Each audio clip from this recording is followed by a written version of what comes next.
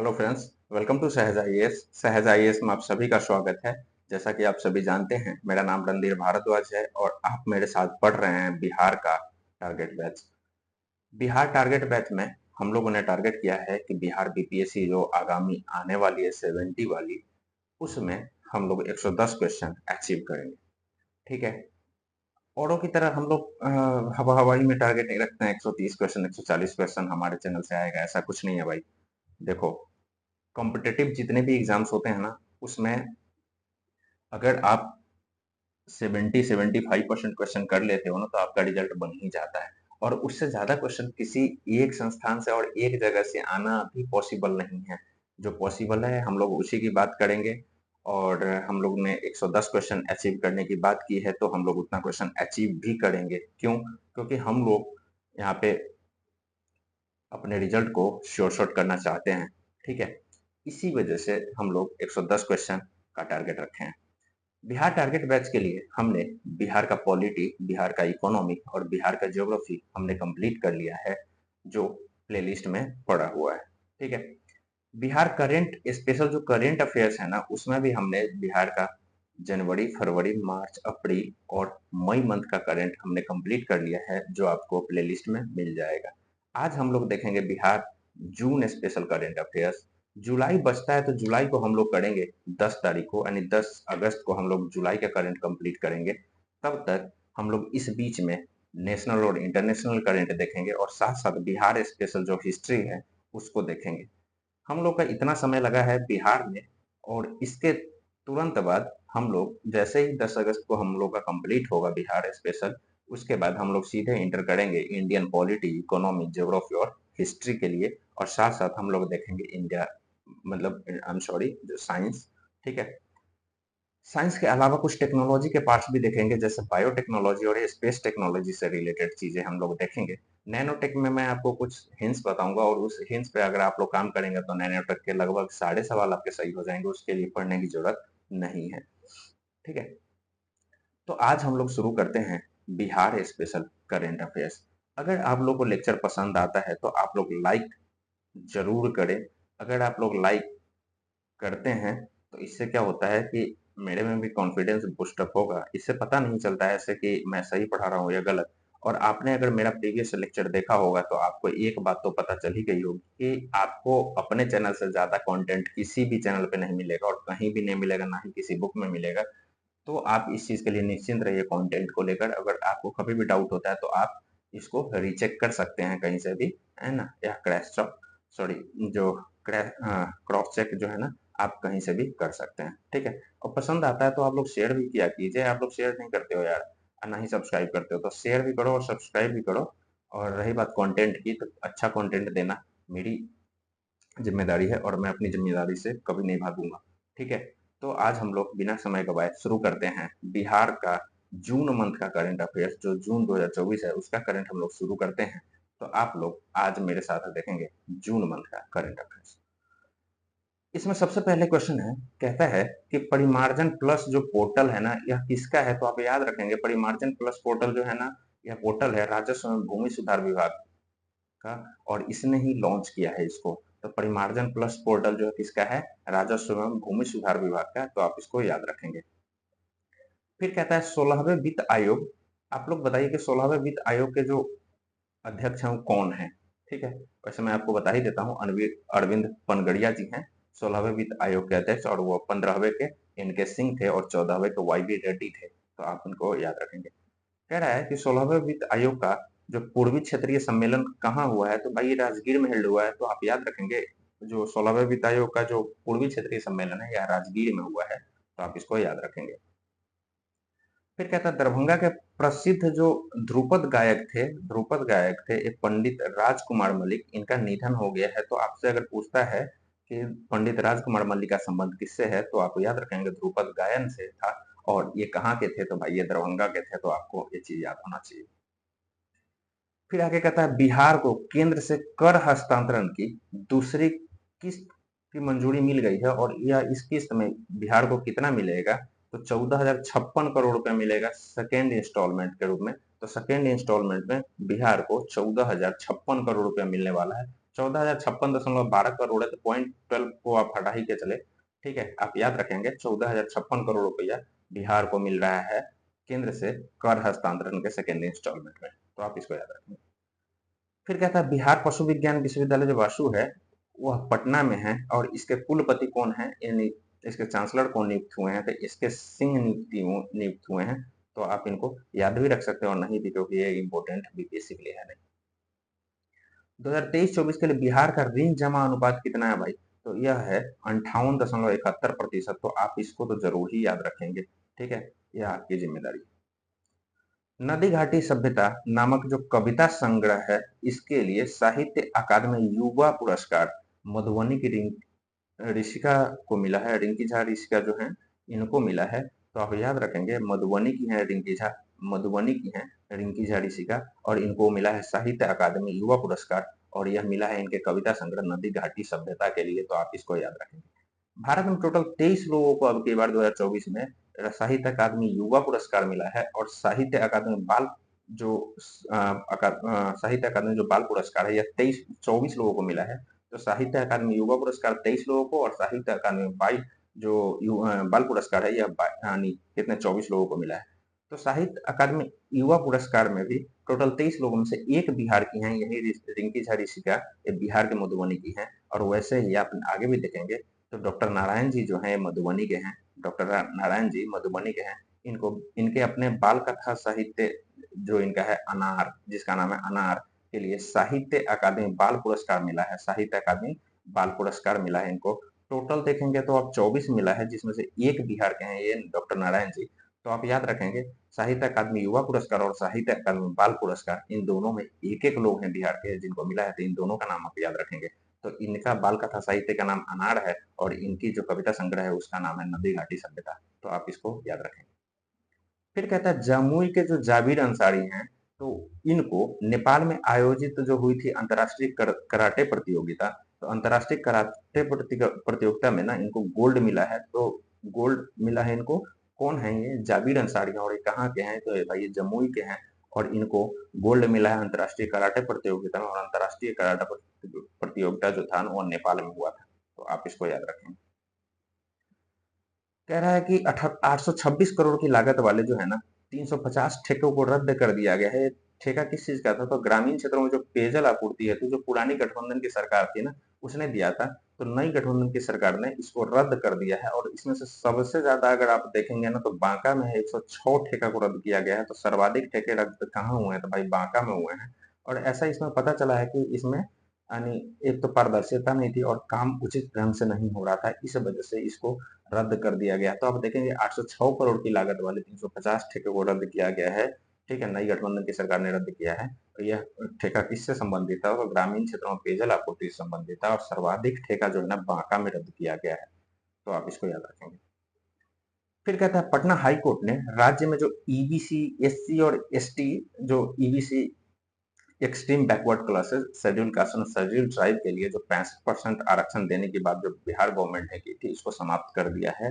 और हवाला दिया है उसने किसका, तो आर्टिकल 14 और आर्टिकल 16 का हवाला दिया है, ठीक है। जैसे यानी जो समानता का अधिकार है हमारे आर्टिकल 14 से 18 तक, मौलिक अधिकार में पार्ट 3 में, उसी में है एक यानी विधि के समक्ष समता या समानता, आप देखेंगे आर्टिकल 14, और नियोजन में समता है या आर्टिकल 16 कहता है। इन दोनों का हवाला देके इस 65% आरक्षण को समाप्त कर दिया है। और इस 65% में अगर ईडब्ल्यूएस का भी जोड़ेंगे 10%, तो यह टोटल 75% हो जाता है, जिसको पटना हाई कोर्ट ने समाप्त कर दिया। अब इसने जब समाप्त किया तो यानी लोग कहाँ चुप रहने वाले थे, ये लोग आ गए सुप्रीम कोर्ट, और सुप्रीम कोर्ट ने भी इस मैटर को टाल दिया है वर्तमान के लिए। तो आप इसको भी याद रखेंगे। फिर कहता है बिहार के पूर्णिया और वैशाली जिलों के अस्पतालों को, पूर्णिया और वैशाली जिलों के अस्पतालों को राष्ट्रीय गुणवत्ता आश्वासन प्रमाण पत्र प्रदान किया गया है। तो किन दो जिलों में, तो पूर्णिया और वैशाली जिले हैं, वहां के अस्पतालों को राष्ट्रीय गुणवत्ता जो आश्वासन प्रमाण पत्र है वो प्रदान किया गया है। फिर देखेंगे जमुई जिले में विश्व स्तरीय पक्षी संग्रहालय यानी बर्ड म्यूजियम बनाया जा रहा है। तो यह बिहार का पहला बर्ड म्यूजियम होगा और भारत का दूसरा होगा। अब आप लोग की जिम्मेदारी है कि आप लोग देखेंगे कि भारत का पहला बर्ड म्यूजियम कहाँ बना था। तो आप लोग ये आपकी ज़िम्मेदारी है, आप देखेंगे, ठीक है? तो यह जो पक्षी संग्रहालय 12 एकड़ में बन रहा है, इसमें टोटल 1300 पक्षियों की जानकारी इसमें मिलेगी और ये कर कौन रहा है? तो एनवायरमेंटल मिनिस्ट्री जो है, ये हमारा देख रहा है। फिर करमचट डैम है। करमचट डैम के बारे में आप याद रखेंगे, ये न्यूज में था। यहाँ पे टूरिस्ट प्लेस डेवलप किया जा रहा है, तो यह कैमूर और रोहतास की सीमा पर है और कैमूर रोहतास दोनों अगर आपके ऑप्शन में आता है तो आप कैमूर को मारेंगे।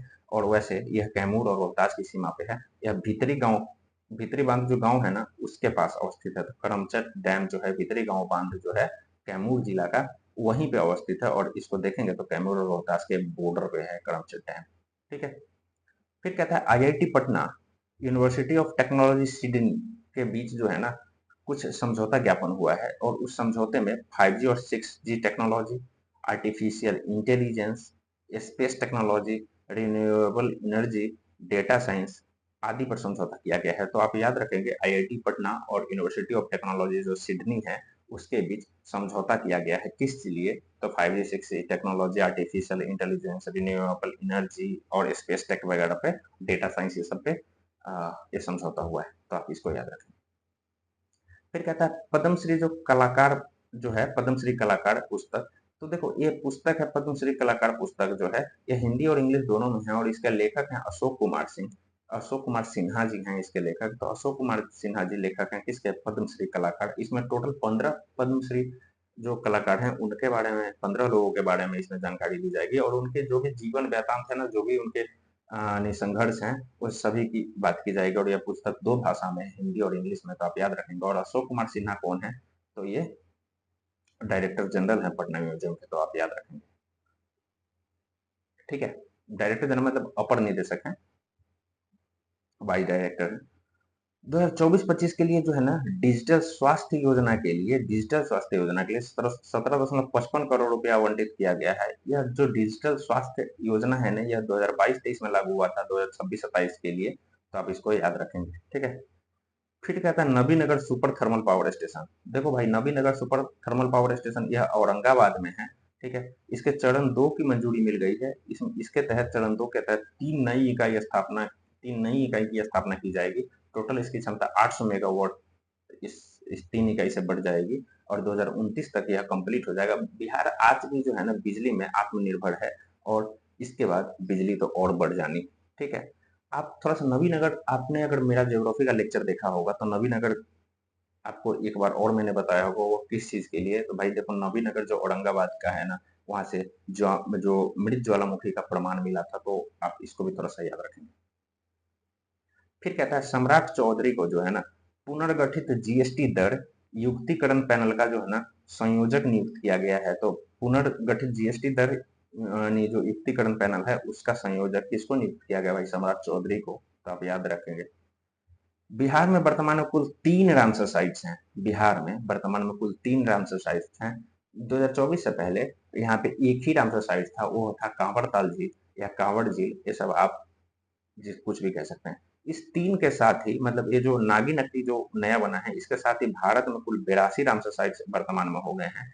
2024 में नागी पक्षी अभयारण्य और नकटी पक्षी अभयारण्य, ये जो दोनों जो है, ये दोनों जमुई में है और इन दोनों को रामसर साइट्स में स्थान मिला है। कांवड़ ताल को 2020 में रामसर साइट्स में इसको स्थान मिला था और इन दोनों को 2024 में। तो नागी नकटी कहाँ है? और नागी नकटी डैम भी जमुई में है, नागी नकटी पक्षी अभयारण्य भी जमुई में है। तो आप याद रखेंगे। तो बिहार में कुल 3 रामसर साइट्स हो गए, एक नागी हो गया, एक नकटी हो गया, एक कांवड़ ताल हो गया। तो आप याद रखेंगे। फिर कहता है इंदौर से पहले गोपालगंज लोकसभा जो सीट पर सर्वाधिक नोटा वोट रिकॉर्ड किया गया था। देखो, आज से पहले ना भारत में, यानी सबसे ज्यादा नोटा वोट अगर कहीं पड़ा था तो वह 2019 के लोकसभा इलेक्शन में पड़ा था। 51,660 नोटा वोट पड़ा था। कहाँ पड़ा था? यह गोपालगंज में पड़ा था। और इंदौर में अब की बार 2024 में जो गोपालगंज का भी रिकॉर्ड इसने तोड़ दिया। तो इसमें 2,18,674 जो नोटा वोट पड़े हैं, यह 2024 के लोकसभा इलेक्शन में, ठीक है। तो आप लोग ना थोड़ा सा इस बात के लिए निश्चिंत रहेंगे, ठीक है। तो आप लोग देख रहे हैं। फिर कहता है कि 2024-25 के लिए 15th फाइनेंस कमीशन के तहत, देखो 15 फाइनेंस कमीशन के तहत बिहार पंचायतों को, बिहार के सभी पंचायतों को मिलाकर 2000 करोड़ रुपए की राशि आवंटित की गई है, और 15 फाइनेंस कमीशन 2021 से लेकर 2026 तक रहेगी, तो आप याद रखेंगे। ठीक है, 15 फाइनेंस कमीशन 2021 से लेकर 2026 तक है। ठीक है, फिर कहता है 2030 तक बिहार में गंभीर जल संकट उत्पन्न होने की संभावना है। तो आपसे पूछा है कि बिहार में गंभीर जल संकट उत्पन्न होने की संभावना कब तक है, तो भाई आप याद रखेंगे 2030 तक। बिहार की जो दक्षिणी बिहार, खास करके जो दक्षिणी बिहार का एरिया है, उसमें भूजल स्तर बहुत ही डाउन हो रहा है, इस वजह से गंभीर जल संकट उत्पन्न होने की संभावना व्यक्त की गई है 2030 तक। ठीक है, फिर कहता है शिक्षा मंत्रालय के अनुसार 9वीं से 12वीं कक्षा के बच्चों को स्कूलों में जो है ना तंबाकू मॉनिटर के रूप में नियुक्त किया जाएगा। जैसे कि क्लास में क्लास मॉनिटर जैसा होता था, वैसे ही बिहार के सरकारी स्कूलों में जो है ना तंबाकू मॉनिटर नियुक्त होंगे। यह किस क्लास के लिए, तो भाई 9 to 12 क्लास में एक तंबाकू मॉनिटर भी नियुक्त किया जाएगा। तो आप इसको याद रखेंगे, और यह कौन करवा रहा है, तो शिक्षा मंत्रालय करवा रहा है भाई, तो याद रखेंगे इसको। ठीक है, और जो नो टोबैको डे कब मनाया जाता है, 31 तारीख को मनाया जाता है। तो 31 मई को भाई वर्ल्ड नो टोबैको डे मनाया जाता है, तो आप इसको भी ध्यान रखेंगे। कह रहा है बिहार जो है ना एमपी और उत्तराखंड के बाद, एमपी और उत्तराखंड के बाद भारत का तीसरा राज्य बनेगा जो चिकित्सा यानी एमबीबीएस या चिकित्सा शिक्षा जो भी होगा ना, वह हिंदी माध्यम में देगा। तो आप याद रखेंगे बिहार तीसरा राज्य बनने वाला है। इसके बाद मध्य प्रदेश और उत्तराखंड के बाद बिहार तीसरा राज्य बनेगा जो अपने यहाँ यानी चिकित्सा सेवा जो है ना वो हिंदी में देगा। फिर कहता है पीएम किसान योजना का लाभ जो स्वेच्छा से छोड़ने वाले किसानों में बिहार टॉप पे है। तो आप याद रखेंगे कि स्वेच्छा से 1,16,000 किसान जो है ना, यह बिहार किसान योजना का लाभ, पीएम किसान योजना का लाभ इन्होंने लेने से छोड़ दिया है, यानी लेना बंद कर दिया है। पीएम किसान योजना में आप देखेंगे कि 2-2 हजार रुपए किस्त के साथ 6,000 रुपए वार्षिकी मिलता था, तो इसका लाभ 1,16,000 किसान छोड़ रहे हैं। इसमें टॉप पे है भाई बिहार, उसके बाद है उत्तर प्रदेश, और उसके बाद है राजस्थान। तो आप याद रखेंगे पीएम किसान योजना का लाभ स्वेच्छा से छोड़ने वाले किसानों की संख्या 1,16,000 है, जिसमें बिहार टॉप पे है। ठीक है, कह रहा है बिहार में चुनाव ड्यूटी सफलतापूर्वक पूरा करने के लिए 118 पुलिस ऑफिसर को जो है ना सम्मानित किया गया है, यानी प्रशस्ति पत्र दिया गया था। तो आप इसको भी याद रखेंगे कितने पुलिस कर्मी थे, तो 118 पुलिस ऑफिसर थे। ठीक है, कह रहे राज्य की सभी पंचायतों में जो लाइब्रेरी स्थापित करने की बात चल रही है ना भाई, उसके लिए मिनिमम जो है ना 300 स्क्वायर फीट क्षेत्रों की आवश्यकता होगी। तो एक लाइब्रेरी स्थापित करने के लिए मिनिमम 300 स्क्वायर फीट की जरूरत होगी। ठीक है, तो आप इसको याद रखेंगे।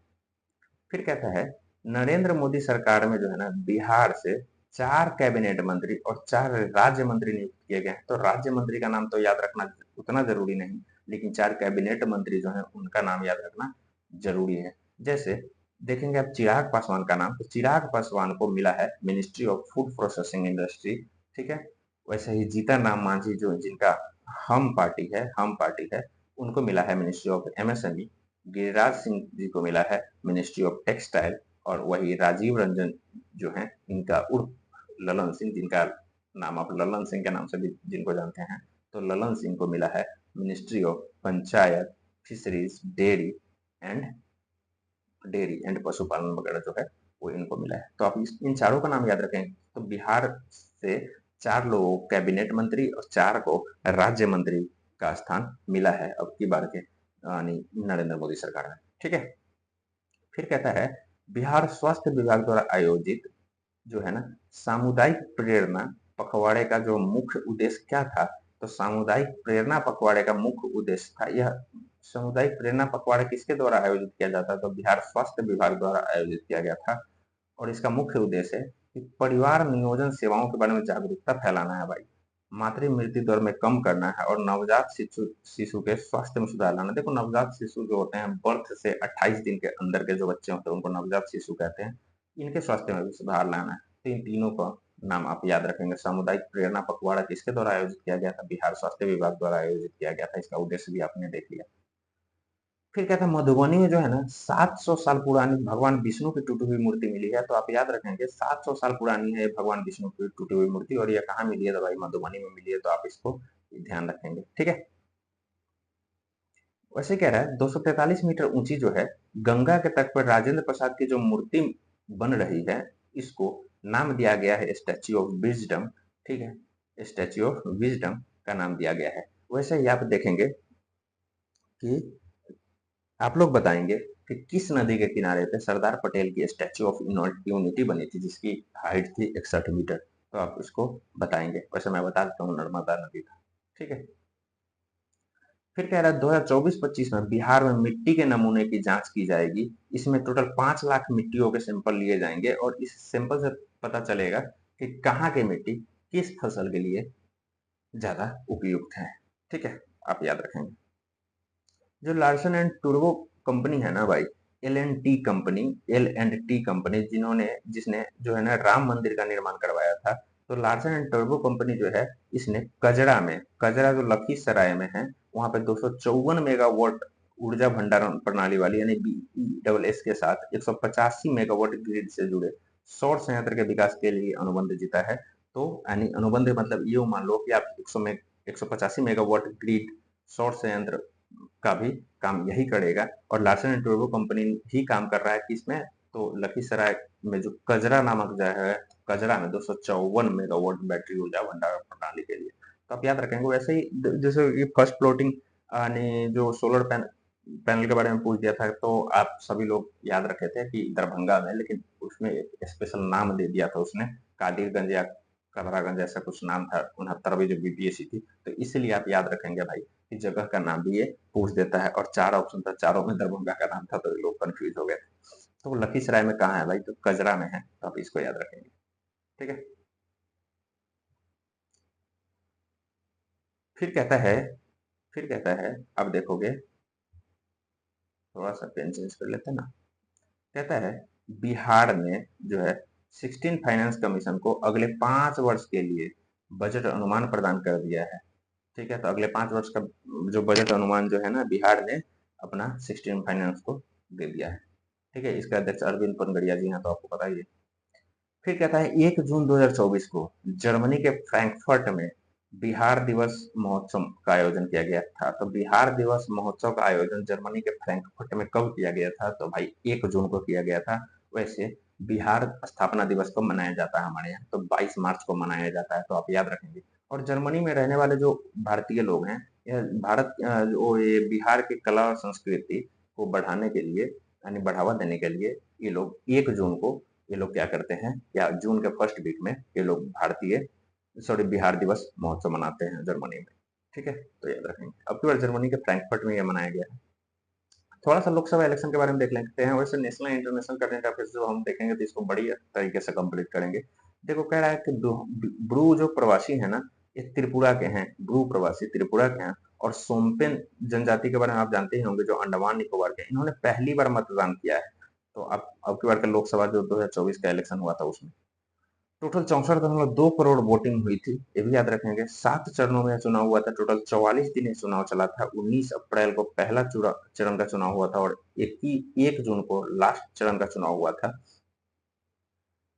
अभियान इसमें कौन सा चलाया गया था? तो इस इलेक्शन के लिए अभियान चलाया गया था, मेरा पहला वोट देश के लिए। यह अभियान चलाया गया था, और यह अभियान चलाया था चुनाव आयोग एवं शिक्षा मंत्रालय दोनों मिलकर, ठीक है। तो आप याद रखेंगे, मेरा पहला वोट देश के लिए। फिर कहता है जमुई की विधायक जो है श्रेयसी सिंह के बारे में हमने पहले भी पढ़ा है, पहले के भी करंट अफेयर्स में पढ़ा है। जो निशानेबाज है, इनको शूटिंग में यानी शूटिंग के लिए जो पेरिस ओलंपिक के लिए इनको क्वालिफाई किया गया है। तो आप याद रखेंगे ये कहाँ की है श्रेयसी सिंह, ये जमुई की है, और यहाँ की ये विधायक है बीजेपी पार्टी की। तो आपको थोड़ा सा याद रखना चाहिए। फिर कहता है छत्तीसगढ़ हाईकोर्ट के जज, जो छत्तीसगढ़ हाईकोर्ट के जज जो हैं अरविंद सिंह चंदेल, इनको पटना हाईकोर्ट में स्थानांतरित कर दिया गया है। तो ये इम्पोर्टेंट नहीं है, लेकिन आप अगर आ जाता है तो आप याद रखेंगे, अरविंद सिंह चंदेल जो थे छत्तीसगढ़ हाईकोर्ट के जज थे। फिर कहता है केंद्र सरकार की ऑडिट रिपोर्ट के अनुसार बिहार अपने जीएसडीपी का जो है ना 2.17% उच्च शिक्षा पर खर्च करता है। और आपको मैंने पहले मंथ के करंट में बताया भी था कि बिहार भारत में सर्वाधिक उच्च शिक्षा पर खर्च करने वाला राज्य है, ठीक है। वैसे भारत सरकार 1 कोई भी उस स्टेट को ज़्यादा बेहतर मानती है, बेहतर राज्य का दर्जा देती है, जो अपने जीएसडीपी का 1.75% से ज़्यादा खर्च करता है उच्च शिक्षा पर, उनको बेहतर राज्य का दर्जा देता है, ठीक है? तो बिहार करता है 2.17%, जिसके साथ यह बिहार सभी बड़े राज्यों में टॉप पे है। फिर आईआईआरएफ जो है ना, आईआईआरएफ इंडियन इंस्टीट्यूट रैंकिंग फ्रेमवर्क जो है, यह रैंकिंग देता है स्कूल और कॉलेजों को। तो आईआईआरएफ के 10+2 स्कूलों की ऑल इंडिया रैंकिंग में बिहार का एक भी स्कूल शामिल नहीं है भाई, तो आप याद रखेंगे, ठीक है? भारत से टोटल 148 स्कूल को चुना गया था इसके लिए, और इसके लिए इसमें 8 पैरामीटर हैं, तो आप इसको भी याद रखेंगे। खेलो India state centre of excellence का आयोजन कहाँ हुआ था भाई? तो पटना में हुआ था। तो खेलो India state centre of excellence Patna में आयोजित हुआ था।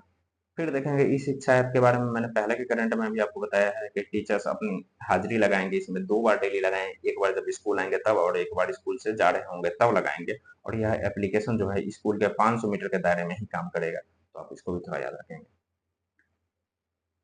फिर जो बीएयू भागलपुर है एग्रीकल्चर यूनिवर्सिटी, ठीक है, ये मिथिला मखाना की पैकेजिंग एवं ब्रांडिंग कर राष्ट्रीय अंतर्राष्ट्रीय स्तर पर बेचने की योजना बना रही है। और मिथिला मखाना को 2022 में मिला था जीआई टैग, ठीक है? तो आप इसको याद रखेंगे। तो कौन इसको राष्ट्रीय अंतर्राष्ट्रीय पर बेचने का योजना बना रही है? तो यह बना रही है कौन? भागलपुर एग्रीकल्चर यूनिवर्सिटी जो है वहां की, ठीक है, वो बना रही है। फिर अंतिम संस्कार हेतु जो है ना, बिहार के सभी पंचायत में मुक्ति धाम बनेगा। तो मुक्ति धाम योजना किससे संबंधित है? तो मुक्ति धाम योजना जो है ना, यह संबंधित है शवदाह से संबंधित है। और मुक्ति धाम उन जगहों का नाम दिया जाएगा जो श्मशान घाट होता है ना, शमशान घाट, उसका नाम दिया जाएगा मुक्ति धाम। और मुक्ति धाम प्रत्येक पंचायत में बनेगा। इससे क्या होगी भाई? पॉल्यूशन वगैरह कंट्रोल करेंगे, ठीक है, और जो कार्बन वगैरह रिलीज होती है उसको भी कम किया जाएगा, ठीक है? और लोगों को एक जगह भी अलॉट हो जाएगा इसके लिए, क्योंकि बहुत सारे लोगों को जगह नहीं मिलती है सप्ताह के लिए, ठीक है? फिर मिलेट महोत्सव के बारे में, मिलेट क्या होता है भाई? मोटे अनाज को मिलेट्स कहते हैं, जिसमें बाजरा, ज्वार ये सब आ जाता है इसमें। तो मिलेट्स महोत्सव जो है ना, रविंद्र भवन पटना में मनाया गया था। और इसका थीम क्या था? तो यह इसका थीम था कैसे आहार को भी अपनी औषधि बना सकते हैं। यह इसकी थीम थी, कैसे आहार को ही अपनी औषधि बना सकते हैं, मिलेट्स महोत्सव का यह थीम था। और ये मनाया गया था रविंद्र भवन पटना में, ठीक है? इसका उद्घाटन जो है ना आर्लेकर जी द्वारा किया गया था। तो अभी जो राजेंद्र आर्लेकर है बिहार के, कौन है भाई? बिहार के ये हैं राज्यपाल, ठीक है? उसके बाद थोड़ा सा याद रखेंगे। वैसे हम लोग नेशनल इंटरनेशनल करंट में भी देखेंगे इसको। देखो कहता है आईएयू, आईएयू जो आईएयू है, इसने इसने क्या किया है? मंगल ग्रह पर खोजे गए दो नए क्रिएटर का नाम यूपी एवं बिहार के 2 छोटे शहरों को नाम पे रखने को मंजूरी दी है। वैसे 3 क्रिएटर को खोजा गया। क्रिएटर मतलब होता है गड्ढा, तो भाई आप इसको याद रखेंगे। कहता है ये 3 गड्ढे जो है ना, मंगल ग्रह पे पर जो थारिस ज्वालामुखी क्षेत्र है इसमें स्थित है। तो थारिस ज्वालामुखी क्षेत्र कहाँ स्थित है भाई? तो मंगल ग्रह पर स्थित है, तो इसको याद रखेंगे। इसमें जो सबसे बड़ा क्रेटर या गड्ढा है वो 65 किलोमीटर का है, और मतलब इतना चौड़ा, 65 किलोमीटर चौड़ा है, ठीक है? तो इसका नाम जो है ना लाल क्रेटर रखा गया है, लाल क्रेटर रखा गया। और लाल क्रेटर किनके? देवेंद्र लाल के नाम पे रखा गया, जो भारतीय अनुसंधान प्रयोगशाला के पूर्व निदेशक थे, ठीक है? दो अन्य जो क्रेटर है उसका व्यास लगभग 10 किलोमीटर का है। इसमें मूरसन क्रेटर और हिल्सा क्रेटर नाम रखा गया था। मूरसन जो है ना हथरस जो यूपी का जिला है, हथरस जो है उसके नाम, हथरस में एक जगह है मूरसन, उसके नाम पे मूरसन क्रेटर रखा गया। और हिल्सा जो क्रेटर जो है नालंदा में जगह है हिल्सा, उसके नाम पे हिल्सा क्रेटर रखा गया। तो आप याद रखेंगे लाल क्रेटर, मूरसन क्रेटर और हिल्सा क्रेटर। और आपसे पूछेगा हिल्सा कहाँ है? तो भाई आप याद रखेंगे हिल्सा नालंदा में है। फिर कहता है बिहार के नवादा, गया, औरंगाबाद, जमुई, इन चार जिलों में ना भाई मृत प्राय एवं नंगे पहाड़ों को लगभग 50,000 सीड बॉल के जरिए पेड़ लगाकर हरा भरा बनाया जाएगा। तो ये 4 जिला आप याद रखेंगे। कहाँ के मृत प्राय और नंगे पहाड़ को? तो भाई ये औरंगाबाद है, नया गया है, नवादा और जमुई है। इन 4 जिलों के पहाड़ों को जो है ना 50,000 सीड बॉल के जरिए इनको हरा भरा बनाया जाएगा। फिर कहता है वन महोत्सव जो भारत में है ना, आप याद रखिएगा, वन महोत्सव जो भारत में है जुलाई के पहले वीक में मनाया जाता है, तो आप इस चीजों को याद रखेंगे।